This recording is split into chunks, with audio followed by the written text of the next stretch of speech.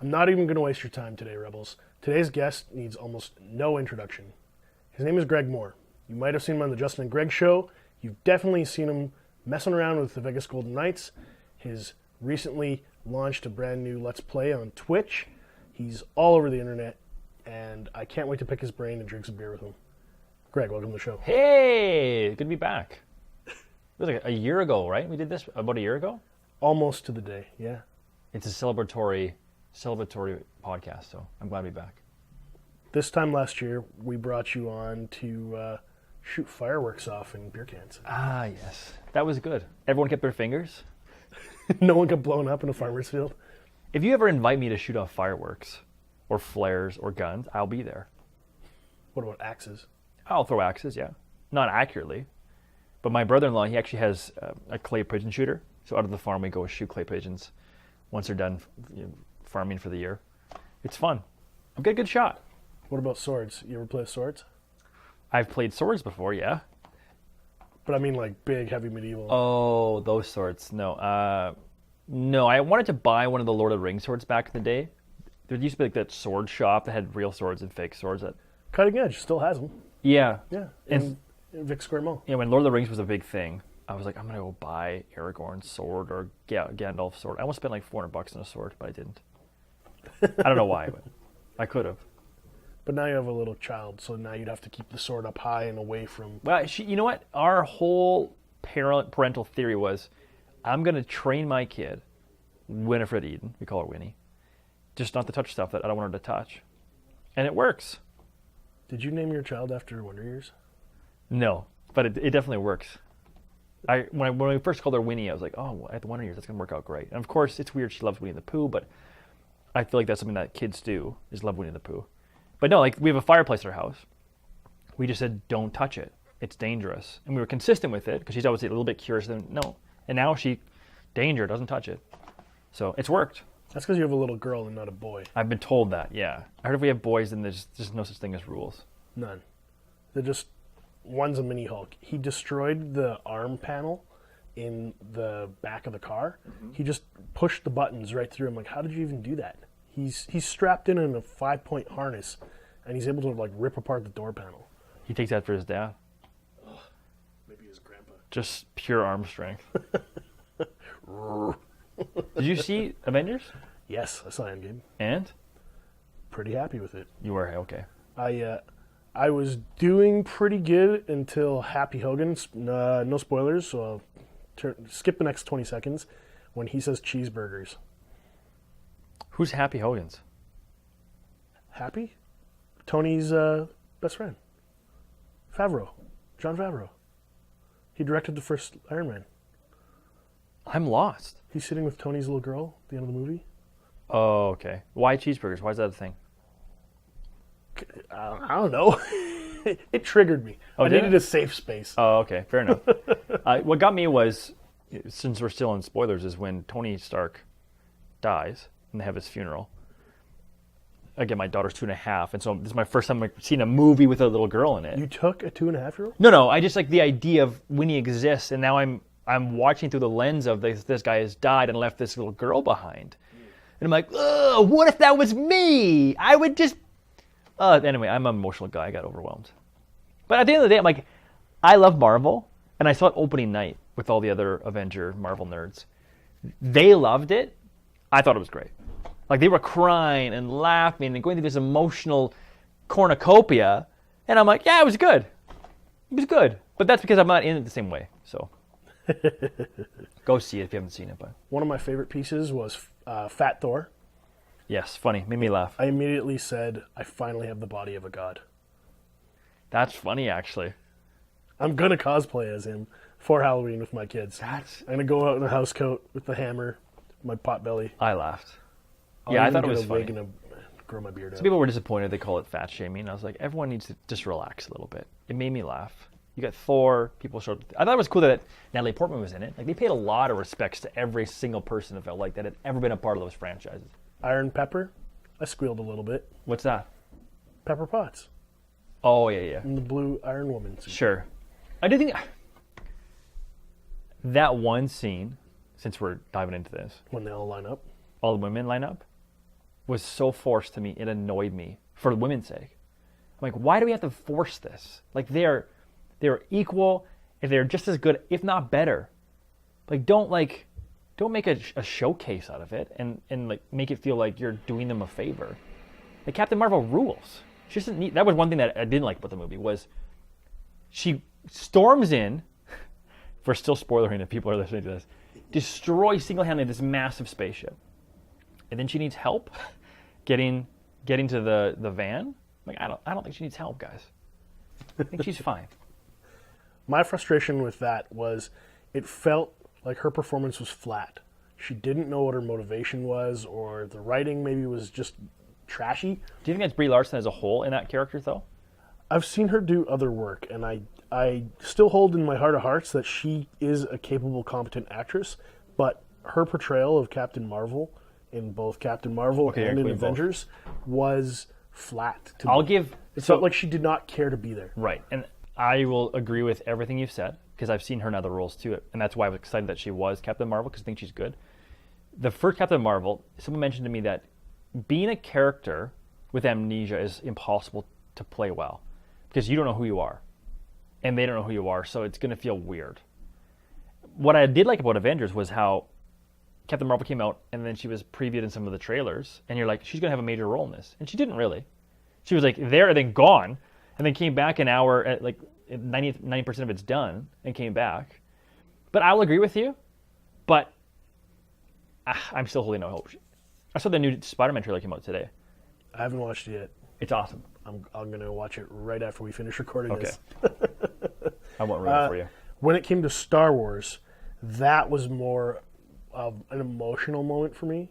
You know, when you say your friends were like laughing and crying, and that's why I go to that whole thing. Opening night for a movie like that, where I know there's a culture of people that really care. I will pay, even if I'm not a part of the culture, I'll pay to be at opening night. Star Wars will be the same sort of thing, because people are there and they get it, they lived it, and so they're there crying, laughing, cheering, hooting, hollering. They're like, that's fun. That's why you go to a movie theater with people. Versus if I go see it in 3 weeks after it's done, it's just dead silent the whole time, right? Getting to share it with my little guy. Getting to have him, he insisted on sitting on my knee because he was just vibrating with excitement. This is Star Wars? Yeah. And my wife looks over at me and she's like, "Are you crying?" And I'm like, "Shut up."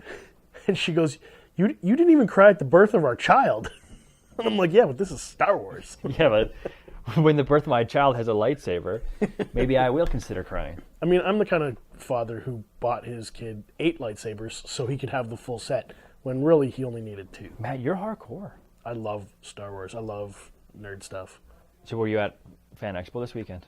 Yeah, I took them. Anything Star Wars there?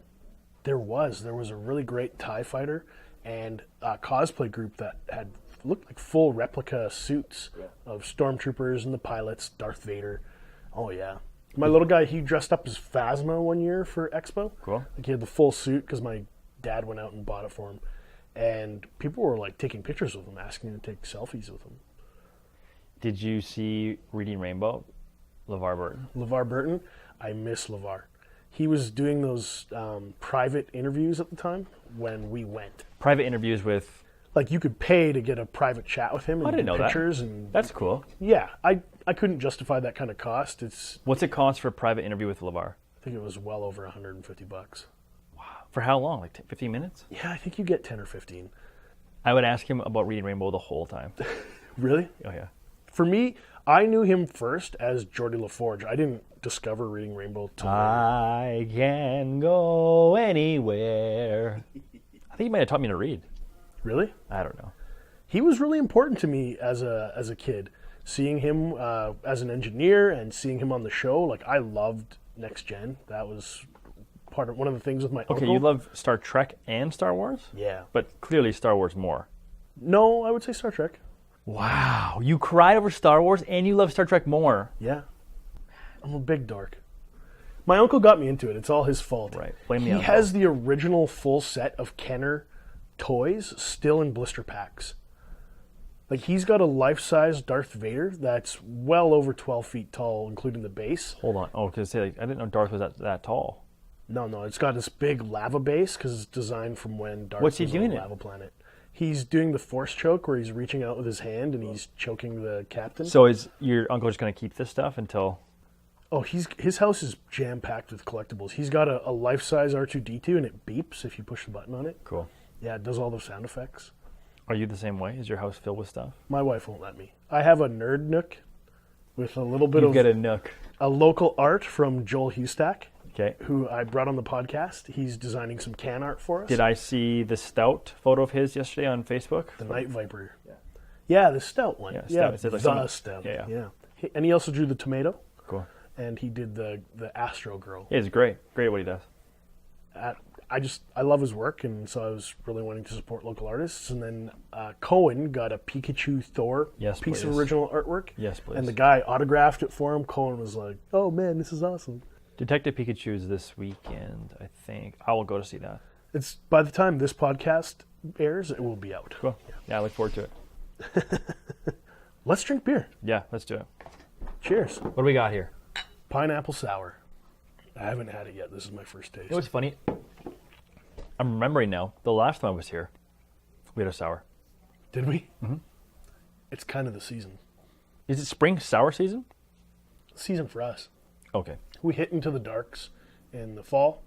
In the summer, we're going to be doing like lentil and cerveza. And then the sour series has been going since it started to warm up. And if you haven't had the cerveza yet, get on it now. You're a big fan? Everyone is. What do you think of this pineapple? I love the finish on it. Whew. Like, I'm not a big beer guy. You know this. I'm an IPA, give me the pine needles till I die sort of thing. Same thing for Scotch. If I'm drinking Scotch, I want straight charcoal in my mouth. Like, I'm not a very complex guy. Give me You want what I can... charcoal or you want peat? Well, peat. You But want that big salt bomb? I just imagined like a piece of charcoal in my mouth. But that's the peat. Yeah. That's what I want. You want to be able to breathe fire. The thing about sours that I love is how it hits a different flavor of your tongue altogether. Like, I feel like there's a dome on my tongue, and it's hitting all the top, like the tart. It's delicious. It's not jaw-clenchingly tart, though. It's not making everything... No, Tight. no, I can feel it. It's like it's almost like it's asking permission. Like, should I go there? Nah, I'm fine. I'll stay here. lightly sweet, I would say. Wonderful pineapple character, too. You're more of a beer connoisseur than I am. I'm an IPA guy. This would be great. I think this is a fine example of a sour. I think anyone who is not from Saskatchewan who doesn't get to have this beer should be jealous. I had one sour that I loved. It was a lemon lime sour. It was in this can. You probably know who it is if I showed you the can. Was it a Goza? Maybe? Lemon salt Goza? I don't think they were for local, but it was actually quite good. It tasted like Sprite, which is why I say that. But But you can't remember the name. no, I'll find out. I'll find out and put it in the comments. Well, this one's only available for a limited period of time. I think Dave only did 2,000 liters. And I know he used fresh fruit puree, so you're not getting any of those artificial flavors or So important. dyes or anything like that. Yeah, it's great. What you see is what you get. Oh, man, I just had a little bit of a burp, and it was like a pineapple burp. In a good way. Right, the good pineapple kind of burps. So much has happened since you came on last year. You did Vegas Nights. You did The Moose. What's your favorite memory? Oh, my favorite memory of Justin and Greg in the past year was... Well, for me, I'm a big hockey nerd, okay? So I love hockey. I grew up... My favorite player was Marc-Andre Fleury. He's the goalie for the Vegas Golden Knights. Was Pittsburgh Penguins before that. Fleury's a big deal. Oh, yeah, he's the guy down there. And Like, I don't pay attention to hockey at all, and I know, you know he's that? a big deal. Oh, okay. Well, yeah, I guess he's a huge deal then. And last year, we started this movement for Saskatchewan to adopt the Vegas Golden Knights. And that, which started out as fun, became very serious. And we're still serious. And it snowballed into this thing where they sent up their mascot to Saskatchewan, and they released an official statement that said, if Saskatchewan wants to adopt us, we'll do it. We got the premier involved, and he had polls on his Facebook and Instagram that were 80% of people approving. And anyway, it kind of snowballed. Actually, Vegas Tourism brought us down there, and they said, hey, if you guys can get tickets to the Cup final, which are impossible, we'll fly you down like after your hotels, and we'll do some cool stuff with you. Well, somehow, one of the owner's sons gave us his tickets to game 1 and 2 because he was going to Comic-Con, which was funny. And what happened was, so anyway, we had a blast down there, but the Knights were down 3-1. And I'm a huge fan of loser sports teams. I know what it's like to lose because I love the idea of a huge comeback and an amazing story. So I told Justin, hey, we need to do a video, which is what we do as videos, to inspire the fan base, to remind them that there's still hope. You're down 3-1, but I don't care if the stats say that the odds are against you. You can still win. So we made this video. The story ain't over yet. Let's create history. I found some music, I wrote the script, showed it to him the next morning. He's like, yeah, let's do it. We did it. The video caught on like wildfire in Vegas. Somehow, 2 kids from Saskatchewan, Canada, got the Golden Knights bug, simply called Justin and Greg. YouTube internet sensations that soon became synonymous with the Vegas Golden Knights and their Stanley Cup run. People are sharing it, like 400,000 views, but like by that afternoon. And people are just messaging us, being like, this has restored my hope. You guys, I'm in tears. We're going to do this. Amazing. And then that afternoon, we get a message from the Golden Knights. Their VP of in-game experience messaged us and said, guys, this video has been shared around our office. It's changing the atmosphere. We would be honored and thrilled if we could use it for our intro video to Game 5 of the Cup Final. And so we said yes as fast as we possibly could. Said yes, they loved it. The players, actually, we found out after, watched it in the locker room to get motivated before we went on the ice. So that to me it's an incredible thing for us. And since that point, they've kind of taken us on as members of the team. Like we went down there in November, I think it was November, to visit Vegas, and we asked them if we could quiz the players with Saskatchewan trivia. And they said yeah, right? And so there's a picture of me sitting next to Marc-Andre Fleury asking him about bunny hugs in his locker room. What's the true name for a hoodie? I think it's the bunny hug. Unbelievable. Unbelievable. And like that's a little dream come true for me, was that. And so it's just, I don't know, it's a lesson of there's no harm in trying. There's no harm in trying. And coming with that is you have to be willing to fail publicly. But we're not built for failure as humans because we're terrified, we have egos and feelings and that sort of stuff. But what we don't realize is that people don't remember your failures. Unless you're failing all the time, they remember you for your wins. Good example recently is Tiger Woods. Tiger Woods just won the Masters, right? And yeah, he had a terrible go there for a while. And A decade? yeah, and a lot of his past, like he made some horrible mistakes, and some of them are his own choices. But we have moved past that. And I'm not saying that's right or wrong. What I'm saying is, in the zeitgeist of society, he's now restored as Tiger Woods of the golfer. Most people don't remember or don't want to talk about the negative side of him. And I think that if we could realize quickly as businesses and entrepreneurs and people to go, I'm going to be rewarded for my successes, not my failures, we might be able to try more often. Swing. So I mean, we've failed a ton over the past year, but that's definitely my favorite swing and a hit, I guess. Walk me through the Moose, because people are going to be expecting me to talk to you about the Moose. Okay, so how did that start? it was Justin's birthday, January 11th, I think. And we were talking with someone about Moose Jaw and about the Moose and doing something by the Moose, something completely different. And my recollection is I Googled world's largest moose statue. And it came up that Mac the Moose was second. I was like, second largest? Like, that doesn't make any sense. You're called Moose Jaw. You should be number one. So then I was like, largest moose statue in the world. And then came up this Store Elgard. Well, the article I clicked on, had a quote from the sculptor, I guess, the artist. Her last name is Backy, and she was in there, quoted as saying, they built theirs purposely to be taller than Mac the Moose, but only by a foot, and to be prettier. And I was like, wow. And as a point of pride, obviously, like theirs, if you've seen it, it looks like the T1000, beautiful chrome stainless steel moose. It's stunning. But I'm like, you can't just look at Mac the Moose, who was made 30 years prior, and say you're ugly, and I'm going to beat you. And so we're like, we should go make a video stirring up the pride of Moose Jaw about why Mac should be bigger. And sure enough, we went out and did it. Dear people of Moose Jaw, an egregious offense has been committed against you by the people of Norway. Took us 45 minutes. It was cold out. It's funny to be over the top. And we put the video out, and sure enough, Moose Jaw, it caught in Moose Jaw that weekend. And then the mayor reached out to us and said, guys, I'm going to have a response video. That Tuesday, he came out with a response video saying, we're not going to stand for this. What are we going to do, folks? What are the people of Moose Jaw willing to do to overcome this situation?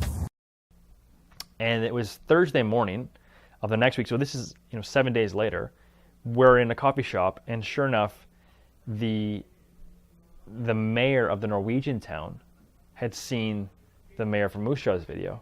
And what happened was, I don't know how this happened, but between the mayor and Norway, the Tuesday or the Wednesday, we had a phone call from the Daily Mail, which is like a massive blog in the UK that covers atrocious stuff, and it's just kind of clickbaity stuff. He's like, guys, I saw this story, and I want to do a story on it. And he was the one who's, I'm assuming, called Norway to let them know that this was happening. Because he's like, I'm going to call Norway next, and he called the mayor, and like, this is crazy. And he said, you guys should do a GoFundMe. And we're like, why? He's like, if you do GoFundMe, the media is more likely to catch on to it. And so people were kind of like, why are you doing a GoFundMe? Like, one, we did it because we want the story to pop, because we want it to be in the media, because we think it's a great story and it was fun. And two, we didn't feel like Moose Jaw wanted to be taxed to fix the moose. We thought, why not just make it a thing, right? Because if the Daily Mail hits it, they have like 20 million views a day. That would be helpful for raising funds. So anyway, we did the story, then it kind of blew up. And then you had this amazing dance between PR, between the mayors of Moose Jaw and Norway, between music videos. Mac was no longer the one and the only. What's the difference if we win or lose? Whoa, whoa, whoa, oh, oh. All we need is somebody who step up and be the bigger moose. And a moose summit, and it was just this insane thing for 2 months in the media. It was in the media for almost 2 months. And I remember some of the people in the media being like, Justin and Greg, stop it. I do not want to cover this anymore. Like, this story is dumb. I'm over it. I was over it a month ago. And we're like, we haven't done anything else with the moose. We just did the first video, and then we just shared some things around. But that was it. It was the mayors that kept on putting it in the media. And I love it because the mayor of Moose Jaw and the mayor of this Norwegian town, they knew what they were doing. They knew that it was a story, and they just kept doing things to keep it in the media. And it was having brilliant. fun, and everybody seemed to be having fun. Nobody were. seemed to be taking it personally. And I had to remind people to go, you know what the news is made up of, right? It's usually sad, upsetting, divisive stories that sometimes matter, sometimes they don't. But regardless, this is a fun news story. It's okay to have fun, which is kind of the premise of why we do Justin and Greg, to remind people that there's more to life than just being mad about stuff. And it's like, what more do you want? Like, yeah, I get that it's not a tangible story, but then you kind of dig into, oh, this money could be going somewhere else, or there's a better cause for this. And while I agree, in some regards, that's the case, I also defend the fact that it's okay to have fun. And what people did not see in those videos was the pride of the people in Moose Jaw. So we went to a press conference where they announced that they were going to take back the title. And there was a lot of blue-collar tradespeople that were donating their time and resources to try and fix the moose. And to see the pride on their face of them being like kids again and going, I can't wait to get in there and try and do this, it was special. And anyone who's been around people that can be crusty or they work way too hard or that sort of thing, to see them smile and take themselves not too seriously and have a blast, to me that's worth it. And a lot of the money that was coming in was outside of the city of Moose Jaw anyway. We had countless Americans and people from all over the UK give money to Mac the Moose. That's a good thing. They're investing in your moose story. People can't figure that out. They go, wait a minute, this is American USD dollars that are coming in here.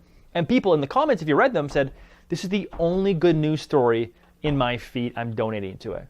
Didn't you guys have Vegas supporters from the Vegas Knights Tons. coming out and saying, hey, let's support the moose? Yep, tons of Vegas. We actually even put the story in front of the Vegas Golden Knights to say, listen, if you want a PR punch, like there's a chance here for you. And of course, it was Moosehead Breweries, Can we say that name on here? They're Yeah, independent, yeah. I guess. You can say Moosehead. They donated, I think, $25,000 to the Moose. Might have been less than that, but I think it was 20,000. was it $20,000? Yeah.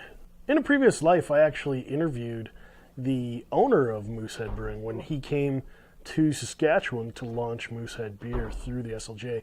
It had been quite a thing for them to get past all the permits and everything, so they were celebrating the big launch. For getting through the SLGA. Yay! Oh, they had a rough go. I was the only reporter that showed up, and they were like, please, please take some beer home. We brought too much. And I'm like, ethically, I cannot take your gifts. Ethically, I am obligated to decline. Couldn't you put yourself in the mode of a transporter? So I'm not taking the gifts, I'm merely transporting them to my wife who can accept the gifts. Well, they said the same thing, and the owner's looking at me, he goes, you know what? Just give all of this stuff to your dad. He's like, write whatever you want. He's like, you don't even have to write something nice. You can write something mean. He's like, I just want you guys to take some home. And so by virtue of being the only person there, I got to take my dad some coasters and hats and koozies and stuff. Okay, good, you did it. Yeah. I did feel guilty, though. I feel like you're confessing to me right now. Yeah. You still feel a little bit of guilt. It was an ethical violation. Matt, you're freed of this, even though you're now living on the internet confessing to this and for a job you didn't have anymore. The crazy thing about the Moose story, Matt, was how much the media loved it. The Moose story was covered by Stephen Colbert. Yeah. And it was the #1 trending video in Canada. His segment covering the Moose story. For 35 years, the world's tallest moose statue has been in the world's most Canadian-named city, Moose Jaw. Okay? Moose Jaw, of course, just north of the town Beaver Scrotum. And to see, we were in the Washington Post shortly after that, and there was a paragraph in there that said, Canadian comedians, which I do not subscribe by, that is not what we are. You don't consider yourself a comedian. No, it came out in, what happened was, and this is what I've learned in media, is people just use the same thing over and over again. So in America, the very first Gold Night story that was done, I think it was on NBC News down there, she called us, a couple of Canadian comedians, and people just reuse it. Like, we're not comedians, we're hosts, or we're whatever you want to call us. A comedian is a very funny person, okay? I try and be funny. I try and have fun, but I would never call myself a comedian. Anyway, it said 2 Canadian comedians, Justin and Greg, as well as Stephen Colbert. And so I can now tell my daughter when she grows up that I led in a story in the Washington Post before Stephen Colbert, which sitting here in front of you today is absurd. Okay? It's absurd to be like, we were on the BBC radio, worldwide radio, to 90 million people around the world. Mm-hmm. That's their stats, not mine, because no, it's not actually the case. Or on the New York Times. Like, that actually happened.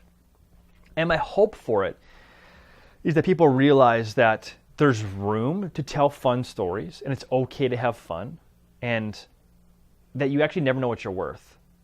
I think in Saskatchewan we forget, because we always get looked down upon by everyone else in a bigger center that has more resources, that we have nothing to offer. And you guys are a great testament to that, because you make world-class beer from Saskatchewan and you're proud of it. Well, thank you. But we forget all the time that we have cool stuff here, and if we're just willing to not worry about making mistakes, and we go, hey, we're going to have some fun today, once in a while those things catch on. And that one caught. I really liked the takeaway of Norway's mayor, where she explained the why they put it up on the side of the road.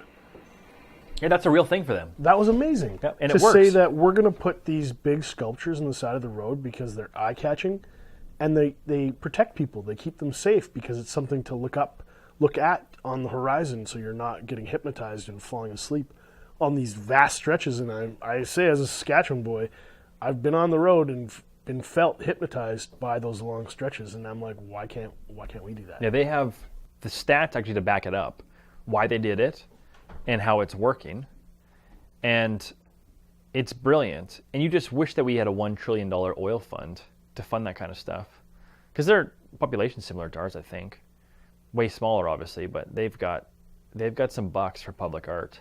So what if we did a Justin and Greg statue along the side of the road? Well, it'd be nice to egg. I'm sure a lot of your listeners would be like, hey, that'd be awesome to egg or to spray paint or to... No, you wouldn't want that. It'd be uncomfortable for everyone. It might catch them by surprise, though. This beer's really good. I'm going to have another sip. I'm almost done mine. It's my favorite podcast to be on because you get delicious beer. Every podcast should have beer. Well, it does help. It, lubricates the discussion a little bit, and you realize that you're not taking it too seriously. You're easy to talk to, Matt. Oh, thanks. You bring a good energy and a vibe, so I'm always happy to bring you on the show. Cool. So what's next for you guys? Like, what's next for you? We've been doing full-time content now for about a year. We used to do consulting on the side, half consulting, half Justin and Greg. The idea was social media moves and develops so fast, as I'm sure you know, that oftentimes if you're paying an agency to tell you what to do, they don't know what to do because it's changed since the last time that they actually did something on social media. So we thought, what if we did Justin and Greg and we took what we learned and did it with our clients and taught them. So we did that for a while. Then we realized that, one, we love Justin and Greg, and also we're decent at it. Like, we actually can tell a story. Like, we were just down in Weyburn, actually, visiting the KFC buffet, which is officially the last KFC buffet in Saskatchewan, and I believe Canada, because Humboldt's closed in January, as it turns out. And, like, we covered the video, and it to this day, it's on, like, 425,000 views of us just eating the Dirty Dozen, 12 drumsticks at KFC buffet. We realized that we're actually pretty good at telling stories, and so we wanted to commit to it full time and see if we could make it work from here in Saskatchewan. And throughout that time, again, the Moose Story, some Jimmy Fallon stuff, Golden Knights, we had some amazing successes, but it's been very hard. It's been very hard. People always ask us, literally, they always ask us, if I meet someone, hey, oh, you're Justin Gray, cool. I have a question for you guys. I'm like, I already know the question. The question is, how do I make money? And we haven't found a way to do that without keeping what we're doing pure. And by pure, I mean, the reason that KFC Weyburn video was good was because KFC didn't pay us for it, which means we can say and do whatever we want. If I have a bad experience there, I can document a bad experience. The moment they pay me for that, there's expectation and obligation for me to give them something that they want out of it, even if I don't believe in it.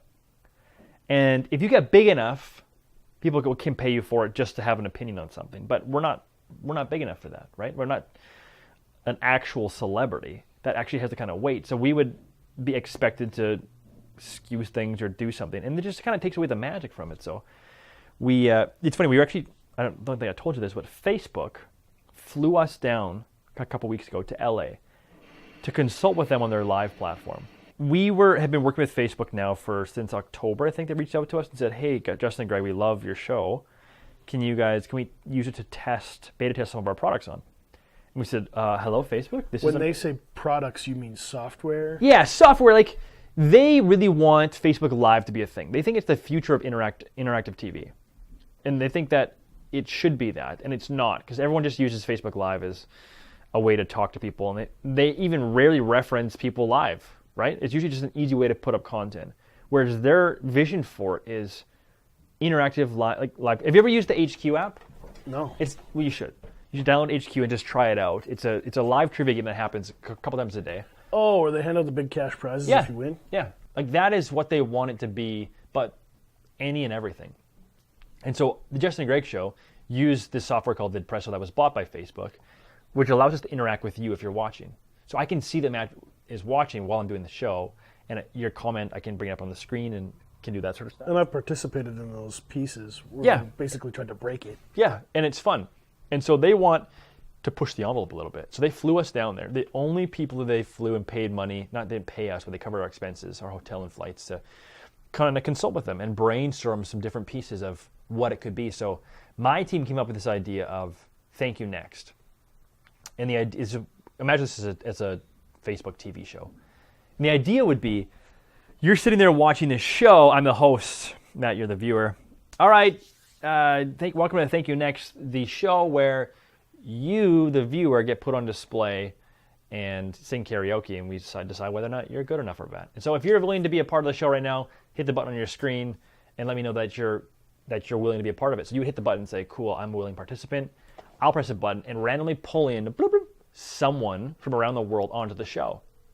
Hey, what's your name? I'm Matt Barton from Saskatchewan. Cool, Matt, what are you singing today? I'm singing P.S. I Love You. I don't know. You start singing. Well, what happens is everyone else watching gets almost like a seismograph sort of thing, where it's like yes, no. and you can rate what you like, what you don't like. You can move it up and down. And if enough people say, no, Matt, you're not going to make it, the stream cuts. And we go, hey, thank you, next. All right, who's next? My song would be My Heart Will Go On. Celine Dion? Mm-hmm. I'd even do the fake French accent. I'm waiting. I'm not doing it on the Rebellion. Just give me something.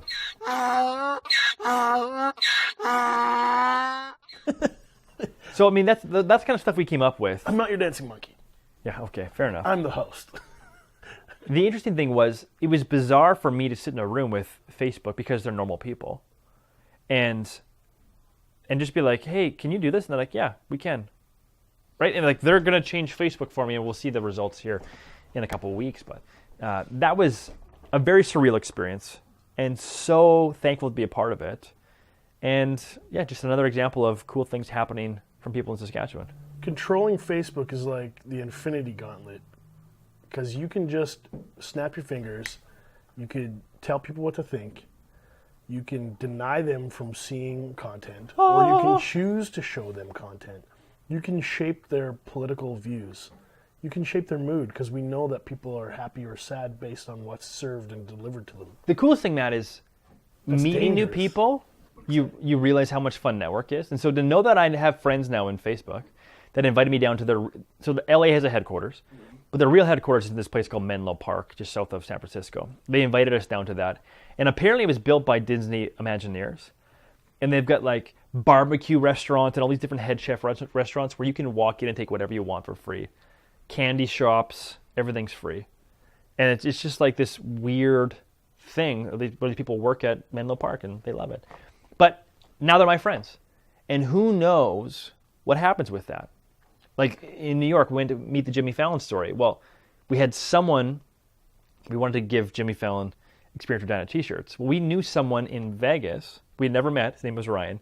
He knew a guy on the Jimmy Fallon's set who worked there as a carpenter. Well, he gave us a private tour and gave us the t-shirts. We gave it to him and he said, this guy in New York said, okay, cool. My wife works on SNL. Now you guys can come with your wives on SNL anytime you want. It's been a dream of mine to always go on SNL. So now, like, through networking, like, you just never know, right? So. And those shirts, when you dropped them off, you said they got snapped up in like 5 minutes. Yeah, so what happened was we had the two shirts, one for Jimmy Fallon, one for this John guy, and Justin was wearing one that it was supposed to go to the John guy, and he mixed them up. So we actually had to sent the Roots, Jimmy Fallon, all of his staff, Experience Regina shirts.